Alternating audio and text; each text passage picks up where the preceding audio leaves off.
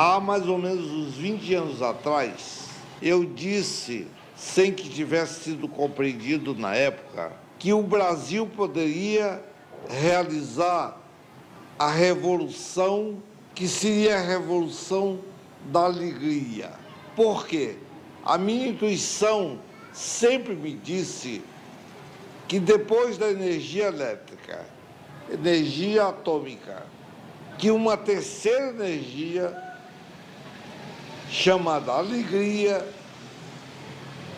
que ela poderia realizar grandes eventos.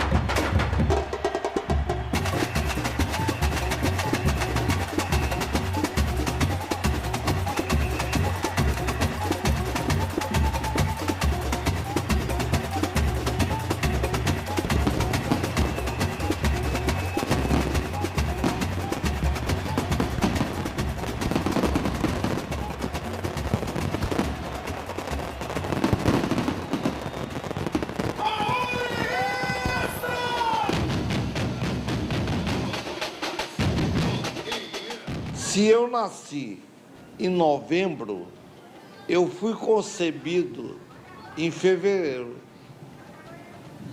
Então, minha concepção foi uma boa trepada da minha mãe no carnaval de 33. Foi no carnaval que eu fui concebido.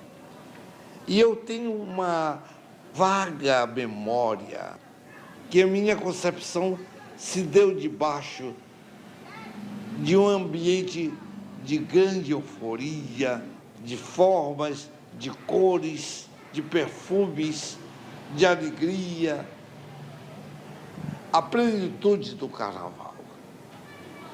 3 meses depois, a minha mãe descobre que estava grávida.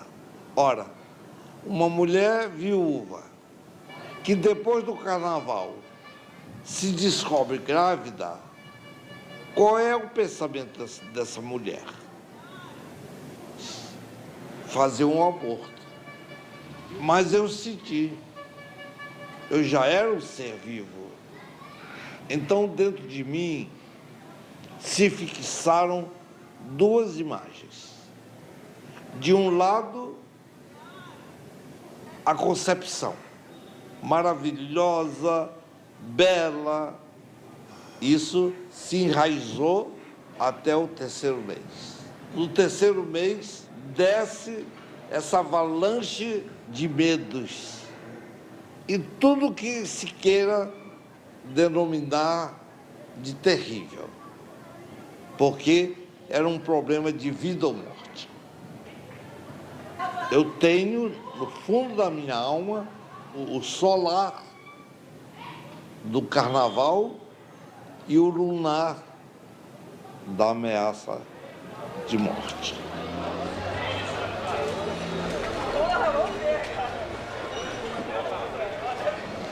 Meu cunhado e minha cunhada, que já morreram, tinham uma companhia de teatro fazendo uma bembada. Passaram no Maranhão, quando acabaram a peça, eles encontraram um garoto pedindo autógrafo. E me escreveram uma carta maravilhosa que tinha encontrado um garoto que, apesar de jamais ter saído do Maranhão, e ter visto muito pouco teatro, mas que frequentava a biblioteca, sabia tudo de Shakespeare, sabia tudo de Molière, sabia de Cervantes. E foi com entusiasmo que eles escreveram o nome do garoto, chamado João Jorge 30. Para os que pensam que é apelido é nome de família. É mandar aumentar esse queijo dessa. Caramba, Tem. João. O máximo que pode, mas até Vai cobrir aqui não.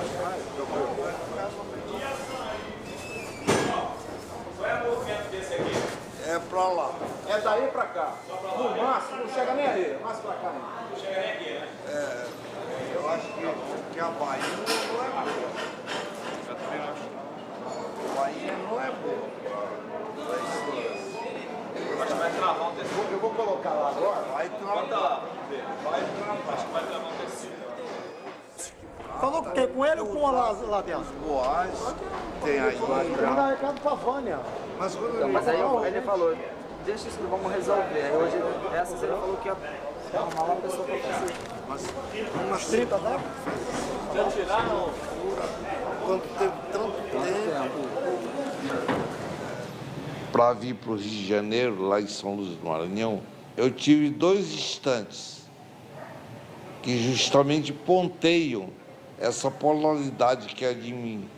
Eu estava já dentro do navio, numa alegria muito grande, porque vinha para o Rio, quando um oficial chega me procurando. Quando ele falou meu nome, eu esfriei. Até que ele me levou lá em cima, no camarote do comandante, e aí o comandante disse: você vai ficar aqui nesse camarote ao meu lado, porque você é de menor idade, está viajando sob a minha responsabilidade. Quer dizer, eu saí lá do porão, do lugar mais barato que tinha no navio, e fui para o lugar melhor do navio e fiz uma viagem de sonho. Tempos depois ele bate no Rio e vai ser bailarino do Teatro Municipal, e eu conheci aí, não apenas por referência, por carta, eu conheci João Jorge 30. Fez exame para o Teatro Municipal, era tão bom que passou. E foi ali que eu conheci, entendeu? O Joãozinho 30. Um rapazinho chegado em Maranhão, muito pequenininho, muito jovem, muito talentoso. Bom bailarino, boa técnica, muito boa técnica, entendeu? Muito inteligente, já era evidente. A inteligência dele não estourou no carnaval, estourou na vida dele sempre, né? Eu descobri a biblioteca pública lá de São Luís do Maranhão quando eu tinha 11 anos.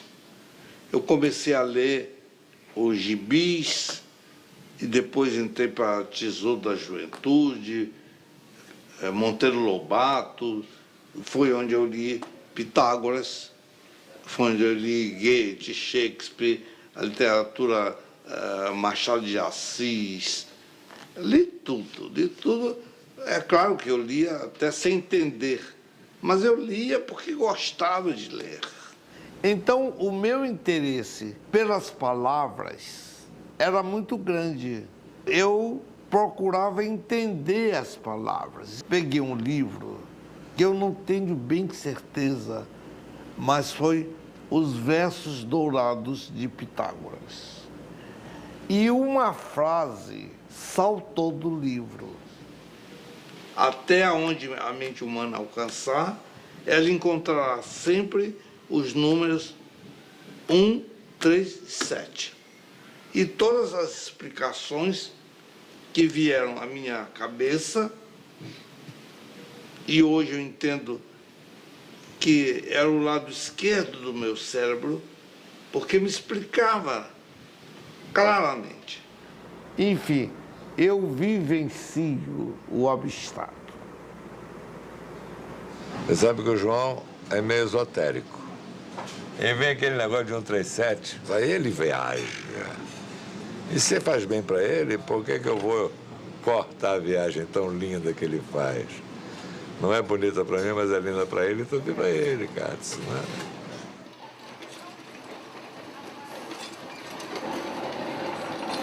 O cérebro humano, dizem os cientistas, é dividido em lado esquerdo e lado direito.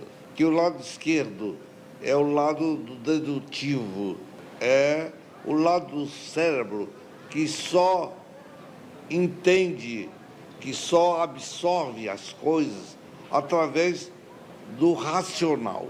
Enquanto o lado direito é o lado da intuição. Então eu sinto que o processo da criação se faz com equilíbrio tanto do lado esquerdo quanto do direito. É preciso ter muita informação e trabalhar com a visão holística do lado direito para conseguir um resultado que seja o impacto, que seja o inusitado, que seja alguma coisa diferente, porque o carnaval é o exercício de criatividade. Cada carnaval nos obriga a um ato de criação.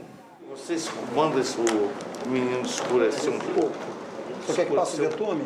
O betume escurece. Todas elas ou não? Não, eu tinha, desde São Luís do Maranhão, a ideia fixa, a obsessão de ser bailarino, de estudar dança. Porque ele, na última fila, era metade do cara mais alto que ele. E o Joãozinho tinha essa dificuldade. Ele ficava em papéis característicos, papéis de caráter. Foi quando o João compreendeu que não podia ser bailarino. Nem iria ter futuro algum como bailarino, a não ser em casos especialíssimos. Mas ele estava num meio bom. O olho clínico do Fernando Pamplona era o carnavalesco principal do Salgueiro e era a cenógrafo do Teatro Municipal. E levou o Joãozinho Trilho para a cenografia do Teatro Municipal. O Arlindo Rodrigues, que trabalhava comigo no hospital, descobriu o João e a maneira maravilhosa com que ele transformava magicamente as coisas como aderecista. Eu tenho uma profunda, enorme, crescente alegria que cada vez mais alimento, porque aí alimento com o meu pensamento, com a visão de vida que eu tenho hoje, mas no fundo ainda perpassa, em alguns momentos, uma tristeza profunda. É aquela tristeza que está cicatrizada lá no fundo da minha alma. Ela só não cresce porque cada dia, cada momento, eu estou olhando para a minha tristeza. E quando você encara para as situações enfraquecem, porque você está sabendo olhar para. E saber olhar para é a explicação de inteligência.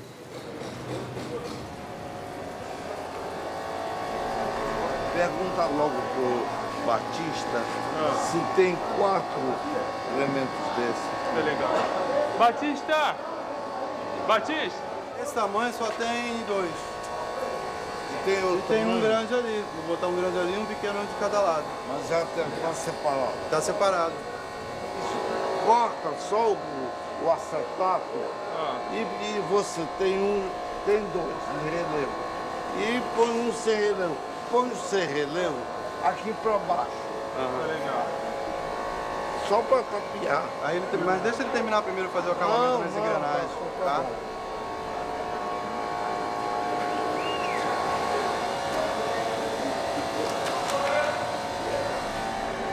E essas roupas são douradas? São Não, esses são de barroco. As coisas que eles trazem de última hora aí, ó. Quando eu mostrei o Santo Antônio por tal do Biné, ele ficou assim assustado olhando pro Santo Antônio. Isso é Santo Antônio?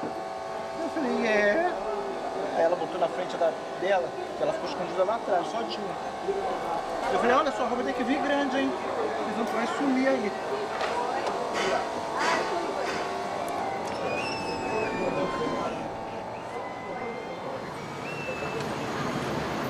O mais imprescindível, né? O Teatro Municipal, né? teatro e ópera, deram 3 dos grandes carnavalescos da história do Brasil. Fernando Pamplona, Arlindo Rodrigues, Chico da Silva, né? E Joãozinho 30. Todos 3 saíram daquele prédio anexo do municipal fazendo cenários. O Guerte morreu, ele assumiu o guarda-roupa, assumiu o adereço, primeiro o guarda-roupa, depois, e acabou sendo regisseur de uma ópera tosca. Eu me lembro, por exemplo, de um cenário de um balé também do Marcini, Dionísio Marcini. O Marcini conseguiu autorização do Picasso para reproduzir os cenários aqui.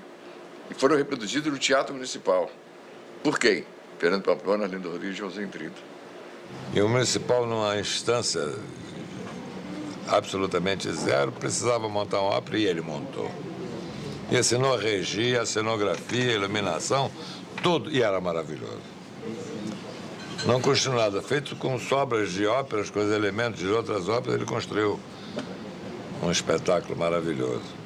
Quem fazia as alegorias da escola de samba eram os professores da Escola de Belas Artes, o pessoal da Escola de Belas Artes, com aquela visão acadêmica, fazia aqueles carros alegóricos, aquelas figuras tudo duras, desfilando lá. Tudo bem, mas aí quando veio o Arlindo e o Pamplona, eles mudaram essa estética do desfile, da alegoria e tal. Então foi uma revolução.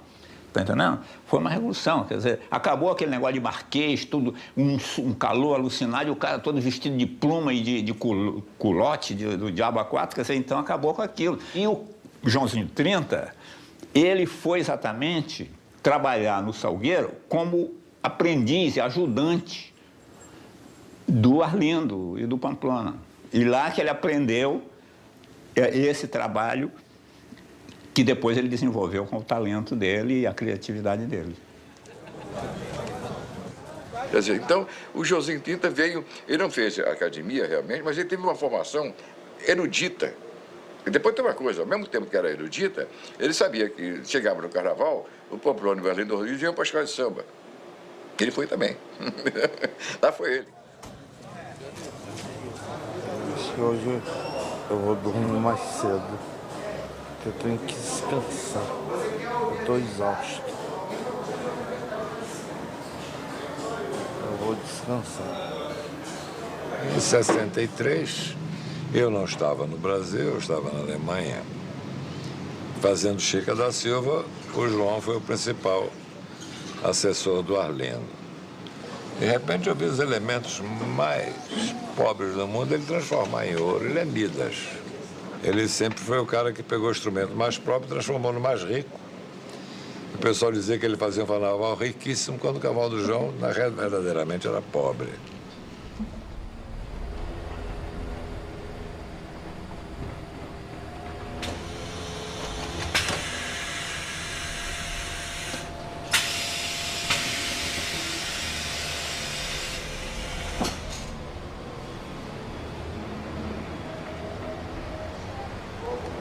Como é que o senhor quer?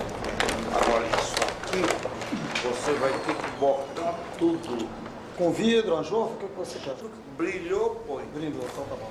Brilhou, põe. Então eu vou ter que fazer igualzinho eu fiz aquela vez pro senhor, né? Aqui eu boto alguma coisa, né? Dá um põe contraste. põe Vidro. pastilha, põe unha. Ah, então tá bom. Enfeita, né? O que tiver a gente pode fazer Enfeitar. aqui.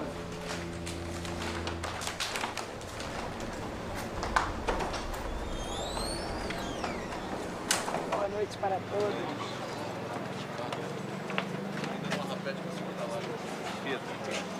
O Pamplona tinha levado o Arlindo para a mocidade. Eles dois tinham saído definitivamente do Salgueiro. Quando chegou o carnaval, o Osmar levou um jornalista. O Osmar Valença era o presidente do Salgueiro e me disse assim: Joãozinho, agora que você está sozinho, esse jornalista vai fazer uma reportagem de página inteira com você para mostrar que você é que fazia o Carnaval do Salgueiro e não o Pamplona e o Arlindo. Quando ele me falou aquilo, me subiu uma raiva. Eu digo, o quê? Olha, você, Osmar Valença, vá com esse repórter pra puta que pariu. Porque eu não vou admitir que vocês falem isso. Porque o Pamplona e o Arlindo são meus mestres. Não fui jamais. Nós tínhamos uma equipe no Salgueiro que ninguém ensinava ninguém. E se, modestamente ou não, talvez a gente tenha aprendido mais com ele do que ele com a gente. Amigo, sentido, mas bota a primeira aqui, Há 6 meses está para ser feito isso. Você participou, você viu que essa figura, desde o começo, está no enredo. Há 6 meses para ficar pronto. Vai ficar pronto agora. Vem cá, o olho só ameaça clarinho? Faz olho? Não. Tudo faz... branco. Como o Atlas. O olho fez o olho clarinho, quase não apareceu. Bem clarinho. Bem clarinho. Como está. Não faz muito olho. Deixa... Bem clarinho, só bem clarinho. Há 6 meses, era uma figura que desde o começo, porque essa é a figura da vitória. Então, desde o começo está no enredo, dizendo, não, carro acoplado não quer. A Mangueira vem com um carro de 40 metros.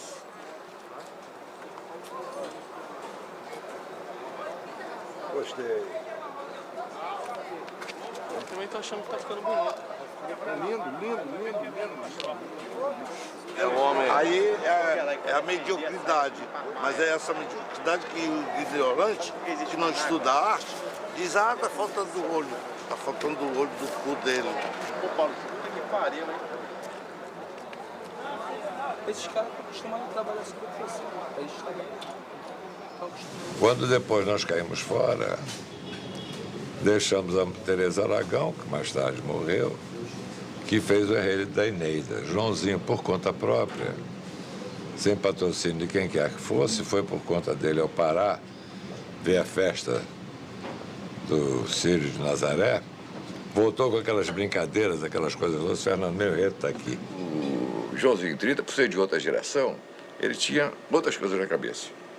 E tinha, sobretudo, uma coisa, que era enredos, histórias. Joãozinho 30 era um agitador cultural, no sentido em que foi Glauber Rocha. Eu tenho a impressão que de todos os carnavalescos, o que teve mais intimidade com o povo foi o Joãozinho 30. Ele marcou a vida no Brasil, não o carnaval. Carnaval é um detalhe da vida do João. Em 70 e poucos na Europa, eu estava em Luxemburgo durante o outono. E eu via uma praça que no meio tinha uma árvore e via as folhas caindo, aquele silêncio, aquela tristeza, aquele ambiente, aquele silêncio, me fez sentir o que era o romantismo. Mas aí eu pensei, gente, só se pode ser romântico aqui na Europa. Mas num país de sol, que não tem essa paisagem, que não tem neve. Ser romântico é ser burro, é ser pretensioso. Vá pra puta que pariu o romantismo no Brasil, um país que tem praia, que tem o sol, é para se viver muitos e muitos anos com muita alegria e bye bye romantismo, bye bye Luxemburgo.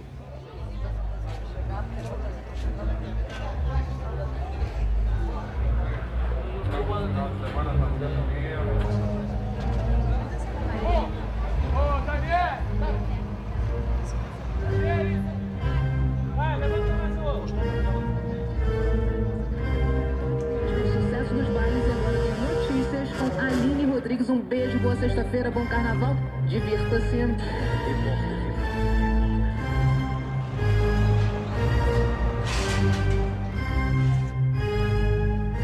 Mas, hein, Damião, Por que que teu pessoal não... Hein, Damião? Por que que teu pessoal não vai... Vamos pegar seu jantar agora, seu... Tem que descansar um pouco também. Vamos chupar sangue de ninguém assim, não. Pelo amor de Deus.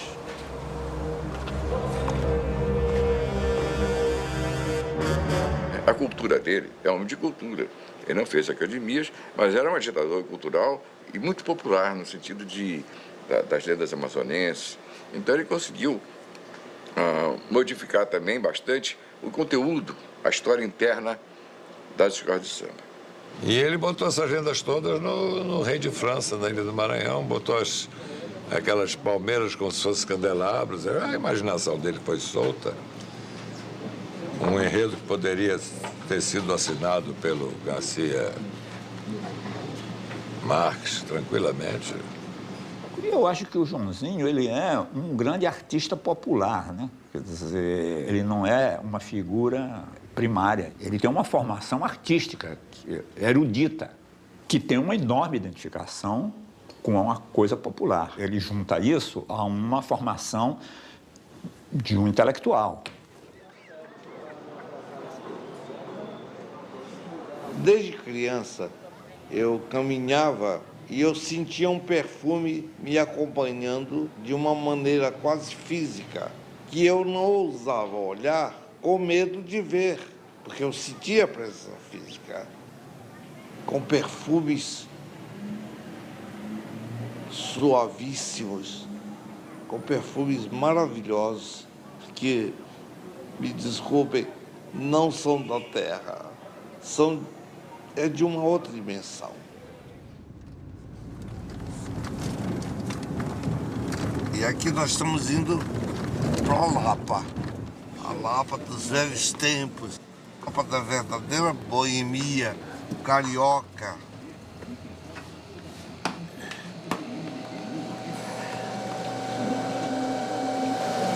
Eu já estou me preparando para entrar em cena. É exatamente como eu me sinto nesses dias que antecedem o carnaval. Primeiro vai haver um parto. A saída das alegorias do barracão é um verdadeiro parto, mas parto no sentido real.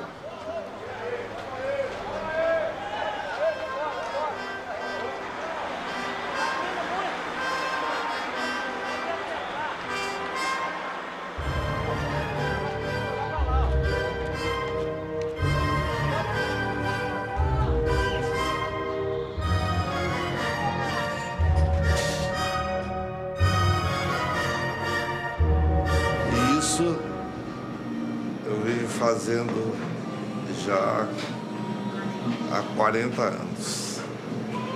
É uma vida.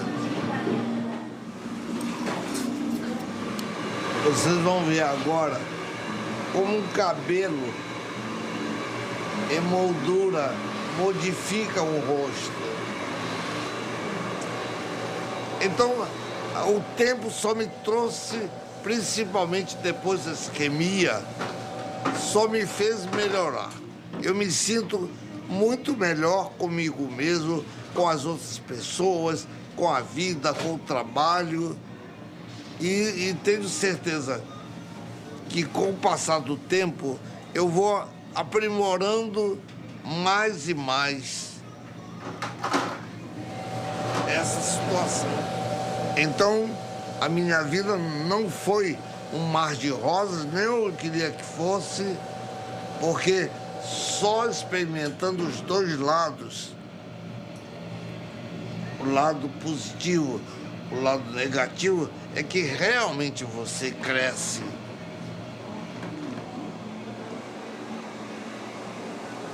Muito bom.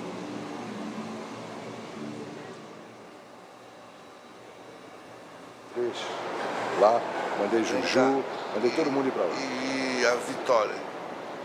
É legal, ué, tá bonito, ué. Já botou na cabeça? Não, a cabeça vai botar lá agora.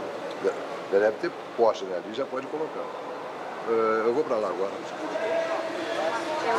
Tá legal, eu te digo. Vou chegar na parte.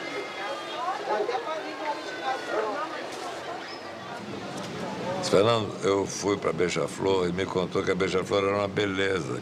Quase chorando, disse que eu estou num lugar que cria samba de verdade e vou fazer um enredo atrevido que é sonhar com o Rei da Leão. Disse, que merda é essa? Disse, jogo do bicho, que tá maluco, cara. Fez, ganhou. Ganhou, foi tricampeão. O único cara que tem 5 campeonatos seguidos, 2 de Salgueiro e 3 da Beija-Flor. Eu cheguei no Rio no dia de carnaval de 51 e eu encontrei uma cidade maravilhosa. Ser carioca se dizia que era um estado de espírito, e era realmente. Mas pouco a pouco o Rio foi mudando. Eu vi a chegada do tóxico lá no morro e fiquei muito chocado quando vi um garoto de 11 para 12 anos se transformar de uma criança num bandido com 13 anos de idade, com revólver na cintura. Foi quando eu decidi sair no ano de 76 e fui para uma escola que era a menor de todas as escolas, que era a Beija-Flor. Então ganhei o carnaval vários anos da Beija-Flor e tive possibilidade de viajar. Fala Joãozinho 30, sambista várias vezes campeão, eminência parda da Beija-Flor.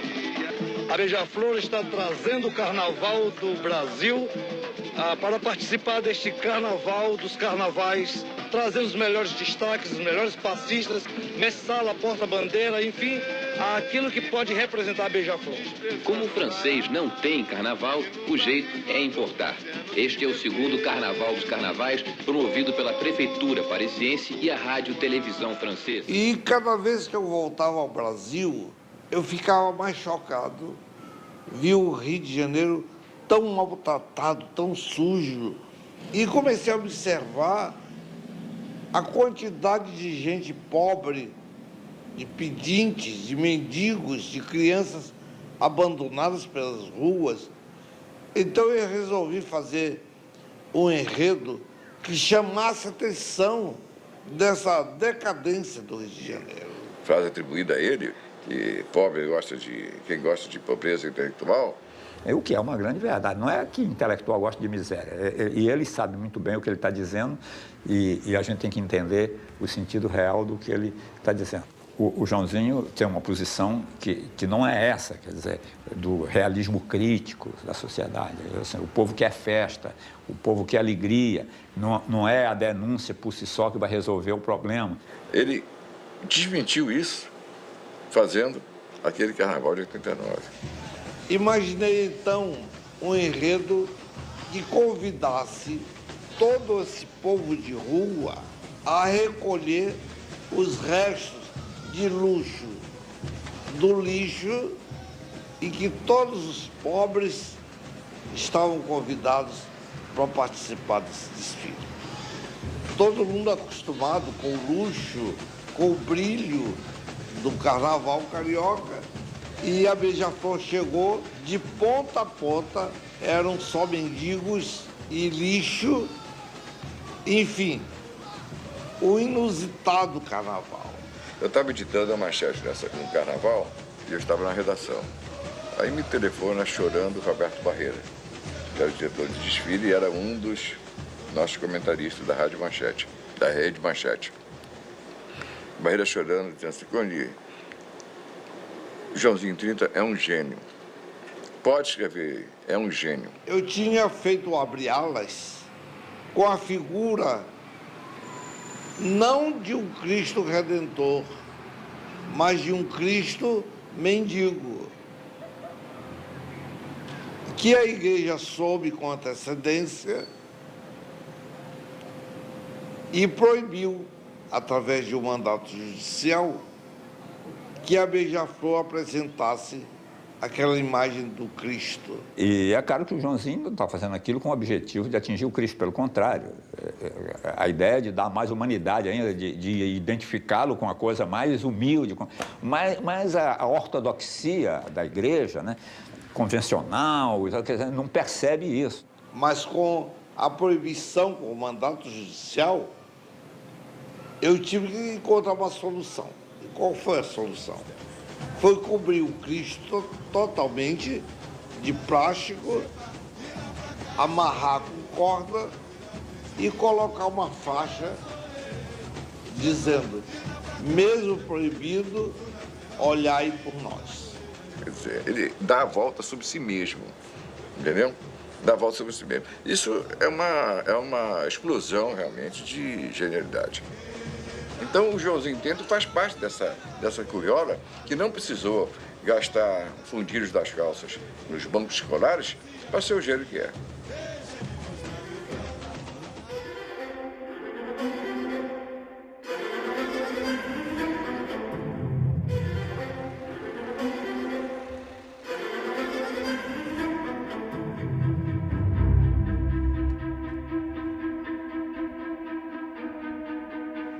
Esse é o momento de maior cansaço. É quando os carros vêm para a concentração e nesse solão a gente tem que refazer, arrumar os carros. É muito trabalho. Tem 8 em cima. Vai levantar agora para o pessoal fazer o vídeo. Mas eu acho que a cabeça passa aqui debaixo do viaduto. A gente mediu e não passa não.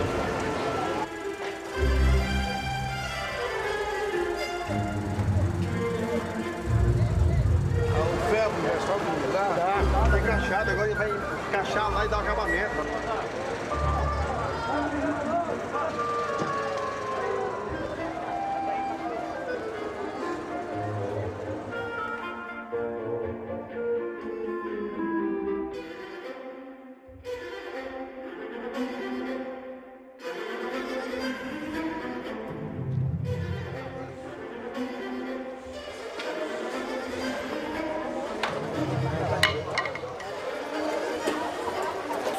Fome.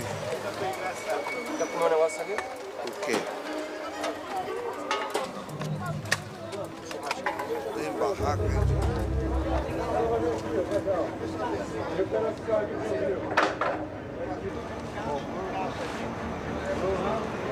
Não, aqui embaixo ele quer enxertar aquilo ali, mas aí de repente não entra na peça. Olha só, tem que retocar tudo isso. Que é isso é que tira a ponta. É, para fazer um enchimento ali. Enchimento, é. Eu tô até querendo ver se eu reforço aqui, se está muito fino. Mas tem que retocar pela frente. É, vai ter que acabar de fechar ela aqui, vai ter que chamar o decorador para retocar ela pela frente. Vai levar a França e vir para cá para consertar o isopor agora. Nós recebemos todo o acervo do mundo. Não é querer ser utópico só pela utopia. É uma questão de lógica. Então nós podemos dizer tranquilamente que a raça brasileira é uma raça síntese. Por isso o brasileiro é tão intuitivo. Exatamente esse é o jogo de cintura. É o jogo de cintura do brasileiro, que até nós temos um símbolo. A geografia do Brasil tem a forma de um grande coração. É só observar.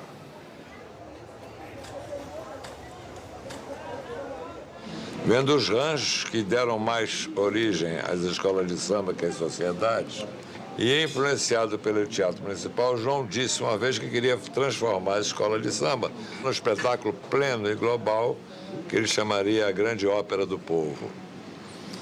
No princípio até foi contra ele, até briguei com ele no programa aqui. Mas a vontade de um artista de querer sintetizar num espetáculo não coisa alienígena, não coisa de fora, mas coisas integradas que nós mesmos criamos. Aí depois de um tempo eu achei que o João tinha razão. Seria uma mistura de ópera, de balé e de escola de samba. E ele, eu acho que é o único camarada no mundo que tem capacidade para fazer isso. Não tem dinheiro, mas tem capacidade. O João apenas quis crescer mais aquilo que ele já era. E teve a felicidade ou infelicidade de chamar de ópera popular. Os caras amantes da ópera pura Eles vão ficar putos da vida com o João chamando isso de ópera, porra. O que significa ópera? É obra. E ele é uma figura operística, o gosto dele, a própria coisa que ele cria, tem esse caráter de uma coisa barroca, que é essencialmente operística, né?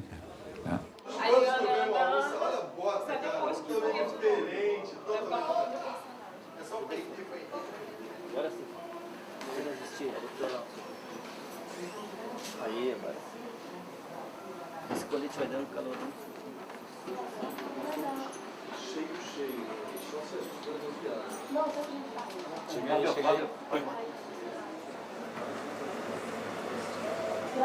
Ô, Alexandre. Oi.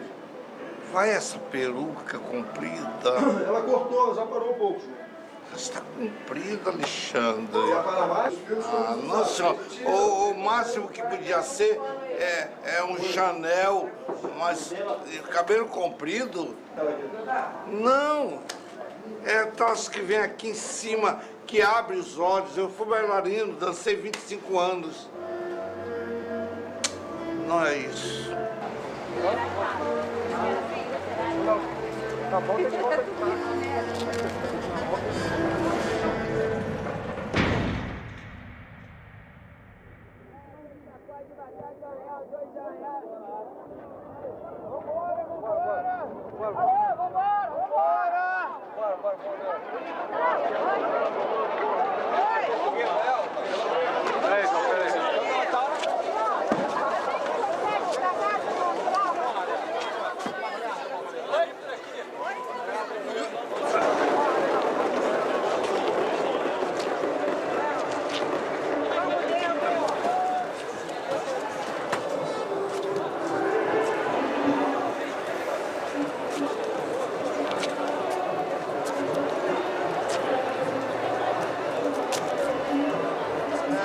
Por acaso conseguiu achar o Alexandre com a roupa da Alexandre com a roupa? Tá bom assim? Tá. Tá? Tá, mas tá frouxo. Tá frouxo. Passa. Tá frouxo? Passa. Vai passando, vai passando. Vai passando, vai passando. Parou.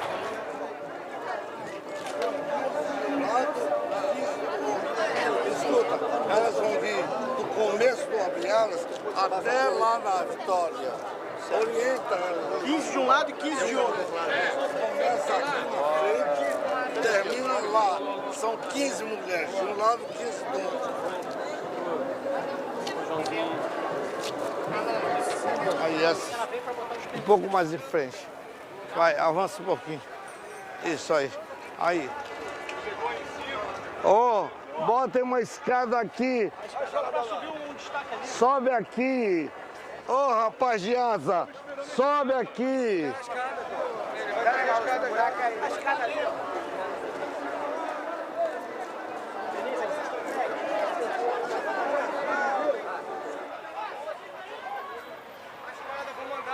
Manda apressar esse puto lá de escada. Bom, Joãozinho, pode ficar tranquilo, tá? Pra ajudar a botar as máscaras.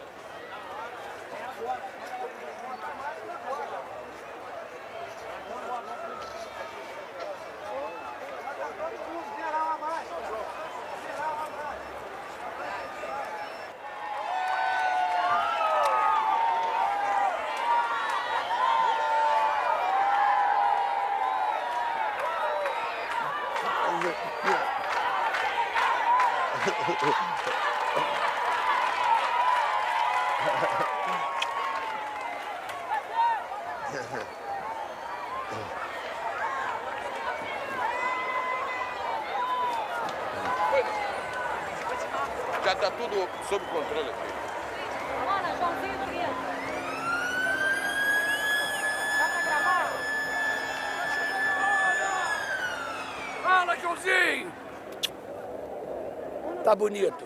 Enquanto o mundo está se preparando para uma guerra de sangue, de violência, de cobiça, no Brasil nós preparamos a festa da alegria, da emoção, e é essa vitória que nós comemoramos com o nosso Brasil que vale!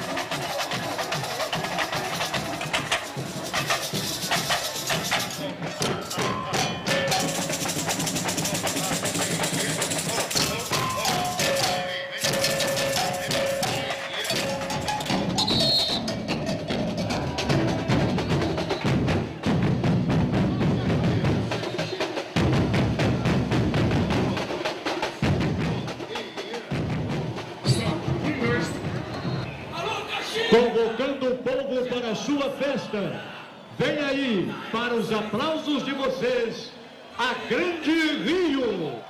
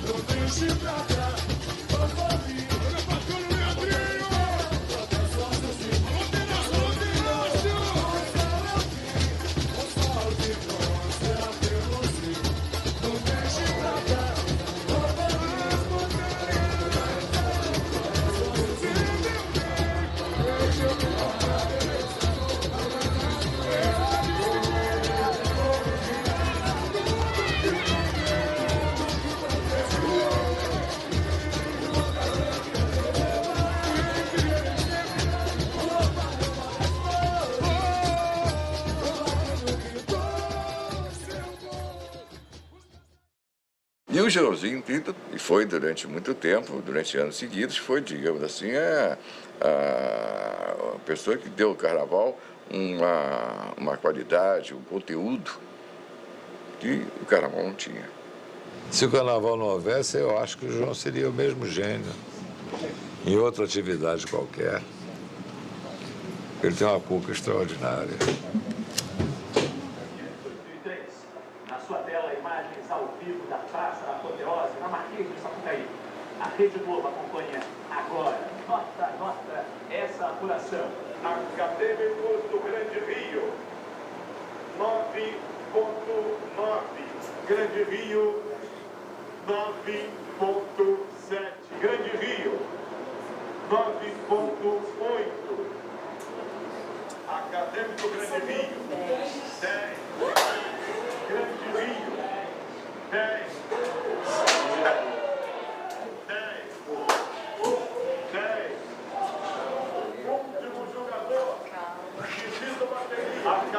Grande Rio.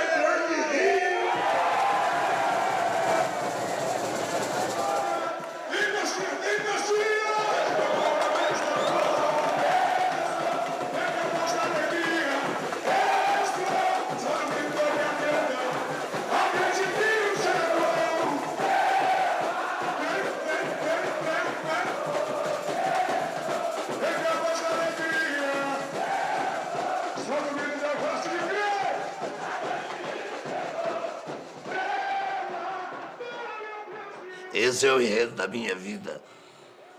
É o enredo da minha vida. É o enredo do meu samba, é o enredo de todas as coisas que eu sempre contemplei.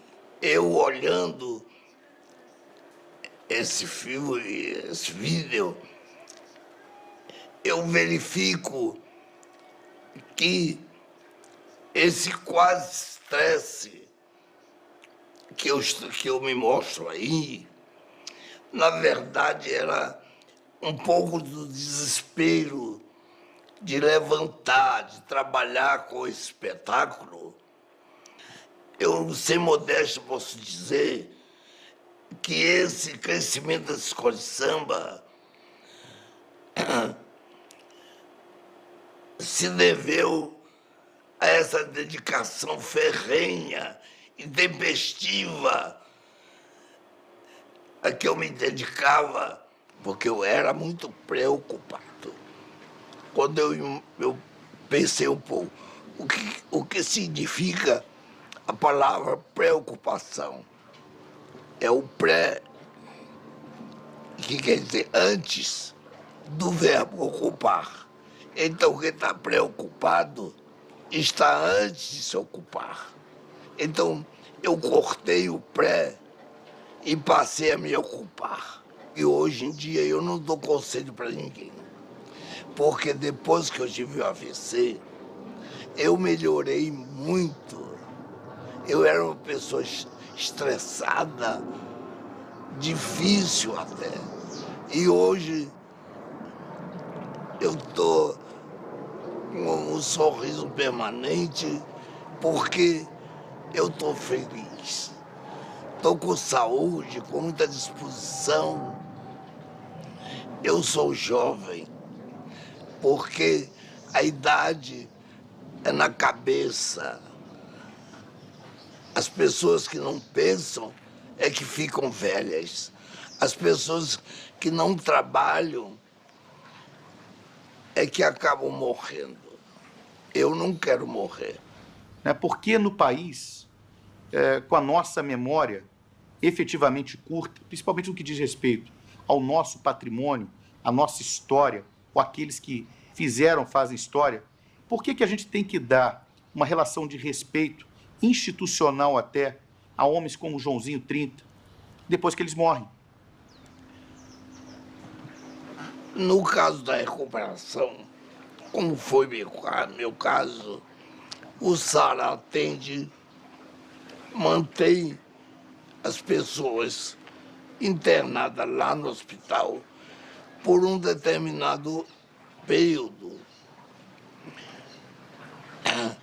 E, por método de trabalho, eles dispensam o paciente por um período, justamente para voltar o paciente a ter contato com sua família, com seu ambiente. O Joãozinho chegou a dormir dentro de carros aqui em Brasília até. Mas tudo passou, como tudo passa. Atualmente, eu tenho da vida uma visão mais ampla.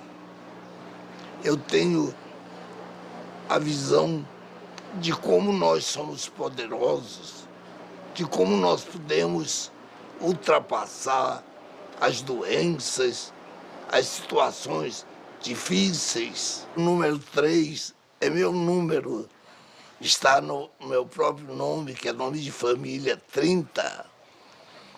Então, sempre que eu realizo as coisas, realizo em cima desse triângulo. Eu nasci no Maranhão, me realizei no Rio de Janeiro e agora estou em Brasília para realizar a terceira etapa da minha vida. Meu trabalho vai ser parecido com o que eu fiz no Rio, porque eu conheço, eu vivi. Esse momento que eu vejo aqui é a própria expressão da vida. É o começo, é o meio, e eu não acredito no fim. Acredito numa espiral. Porque isso, para mim, é uma espiritualidade. Toda essa explosão de beleza, de participação, isso é vida. Eu estou feliz. A gente deve ser feliz. Esse é o slogan que eu vou carregar sempre.